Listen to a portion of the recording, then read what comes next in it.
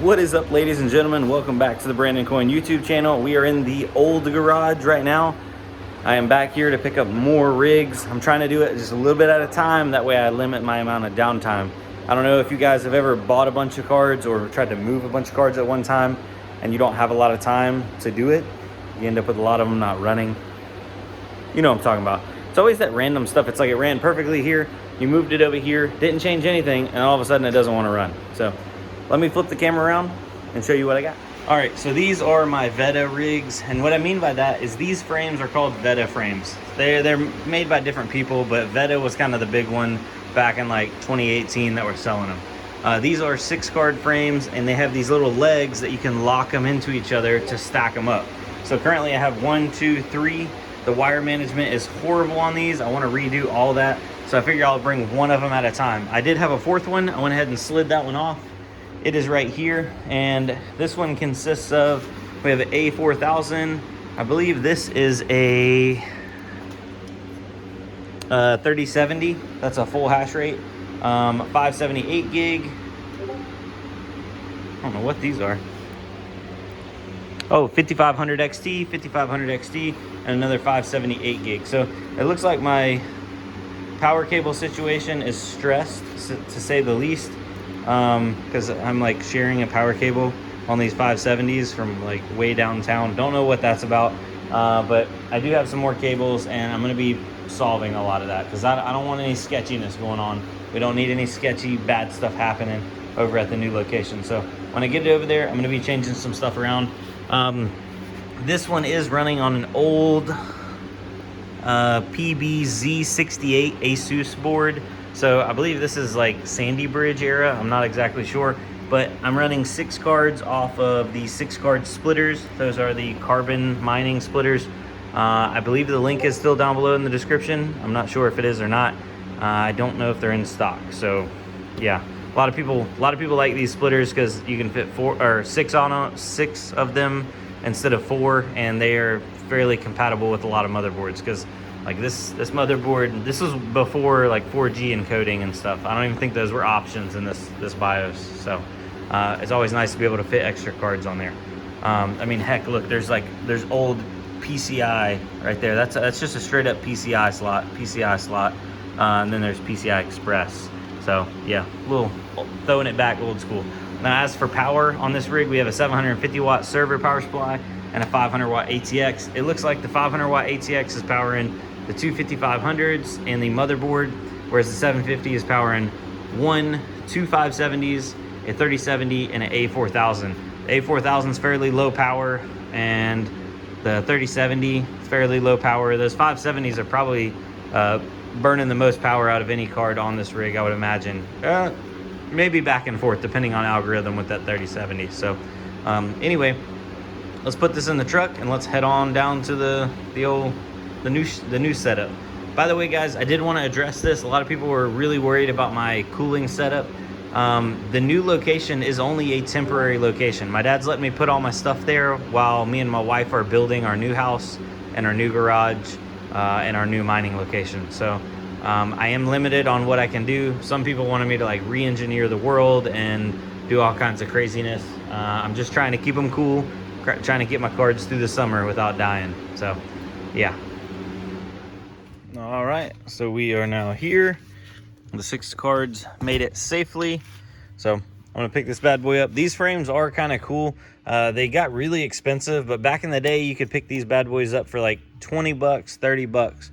They're made out of like, I think like extruded aluminum, and they're just held together with, you know, bolts, all Allen head bolts, and they came shipped in like a little flat box. But they're pretty sturdy. They stack well.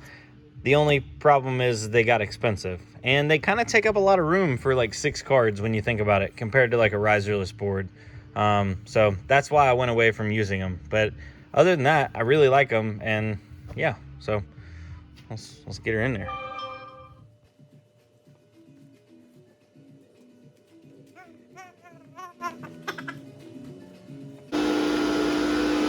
All right, for the time being, I just slid it up underneath there. I did run me another PDU, ran it down over through here, under there, and bam, bam, thank you, ma'am. Got another PDU plugged in my L3 Plus, and that rig, I think I'm gonna end up potentially sliding that out, putting it right here and doing 1, 2, 3, 4 all stacked up, and then I might just do like something to secure it, like a screw and then a wire to the back, so they can't like fall forward, because that's the only thing.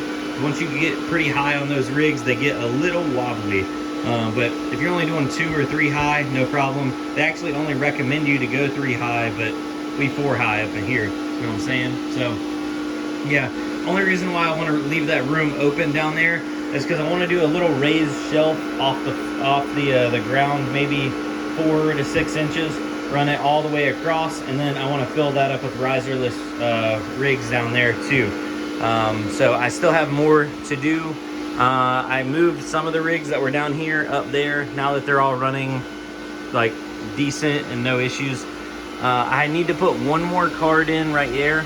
Other than that, that's 8 cards. That's 8 cards. That's 7 cards. We have another 8 cards right here. My brother just put the feet on that, took the box out from underneath it. So we're cooking with fire, ladies and gentlemen. Slowly but surely, the farm is moving over here a little bit at a time. We also did bring over the gold shell mini Doge miner. This is the Voss coin edition, so you know, extra Doges for that. Yeah, I'm pretty pumped up about it. It's getting there. Also, don't mind the Ethernet cables. I'm not mounting any of these Ethernet cables anymore, and I actually am going to unmount the cables that I have, because I'm going to be bringing in a big switch, and I'm going to order me a box of cord, and I'm going to make custom linked cords, so that way I don't have a bunch of extra slack hanging around everywhere. And I was told by people, don't run your Ethernet cords alongside your power cords. By the way, that's a power cord in there. See, running up to the PDU. If you need to run your Ethernet against power, run it across power. So I will be mindful of that. I'm trying to keep everything as clean as I can, because I know it gets out of control really quick when you start having, you know, 10, 20, 30, 40, 50, 60, 70, 80 cards. I think total, I have a little over 80 cards that I need to move into here. So yeah, it's a work in progress. Also, I don't know if I addressed it or not, but people were concerned about how I have air blowing down, whereas like the laws of thermodynamics, heat rises, so I should be sucking right here. And let me show you why I'm kind of limited as to what I can do construction wise. So if we come out here and we go over here, we start to walk up here. I got the A-OK to cut a hole in the floor over here, right? So that's where the rigs are, directly below it. They wouldn't let me cut a hole here because this is where the stairs are. Does that make sense? So I got the A-OK to cut a hole down there because there's no stairs down there. So for me to use this as an exhaust, it would have to come up and then go like over the walkway and then go out. Because in the summertime, we are going to be exhausting this room. We're not going to be dumping the heat into this garage. So I can't put a hole here because they won't let me move the whole staircase, and they don't want the staircase blocked by an exhaust. So I had to put a hole on that side. So I figured I'm going to intake, blow the air down, and then over here is the far side of the room, somewhere right in that area, because there's another room over there that's separate. We're going to move these boxes back, and we're going to do an exhaust up against the wall. It's going to come up. It's going to have a Y splitter in it and a diverter valve, so we can divert it to blow the air in the garage, or we can divert it the other way and blow the air outside. And they're actually letting me put one of the nice vented louvers on the outside, so that way it can just exhaust the heat straight out there. So that's kind of the issue at hand with the fan placement. It's not optimal. Had somebody actually described it as suboptimal, and I would agree with that. In a perfect world, I would be able to exhaust here, but unfortunately we don't live in a perfect world, and I have to play with the cards that I'm dealt. Now, luckily, this isn't going to be my forever home for my farm. I'm sure my dad probably doesn't want them in here forever.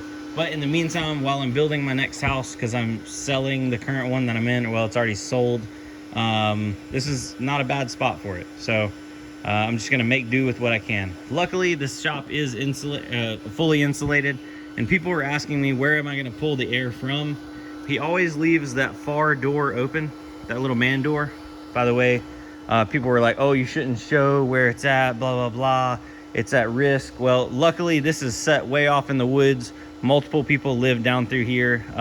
It's gated off, so I'm not worried about people coming in here. There's people in here almost every night, most of the time. Luckily, this is a Sunday night, so it's pretty chill. But there's still people always around, and you know, cameras and all that kind of thing. It's weird how the internet's always worried about somebody else's safety, and it's just like, guys, trust me, we're good. If anybody breaks in here, I don't think they're going to be going for the computers. They'll probably be going for all kinds of other stuff. Anyway, regardless, yeah, so it's going to be drafting air through that door, and then during the daytime, they always have one of these big bay doors open. So if we're exhausting air on this side, we should be pulling air through one of these doors and pulling like a cool breeze. So we were testing it out, and we just had like the fan sitting in the middle, and luckily that fan does move quite a bit of air. It actually moves a good bit of air, more than his fan. That's his down there. His is like a little 24-inch, and he was like, no way it makes a big difference going from a 24-inch to a 30-inch, but it is actually a pretty good difference. So I'm gonna go ahead and power that back on low, just to keep the air circulating. And ladies and gentlemen, I know it's not perfect. I'm not perfect, so I do apologize, because I think I triggered a lot of people on the last video, because they're like, heat rises. And I'm just like, yeah. So we are fighting against heat, but at least it's got good airflow though. Let me plug the old fan back in here. Da-da-dum. There we go. Oh yes, there we go. Good to go. All right, ladies and gentlemen, just a quick little update video. So I know a couple people said, you know, when am I getting back to my normal schedule? And hopefully that'll be here soon, but until then, I gotta get my farm moved. That's like object number one. So sorry, there's gonna be a few more of these. Hopefully if you don't enjoy them, I'll see you after I'm done moving the farm. But yeah, later guys, for real. Adios, all that kind of stuff.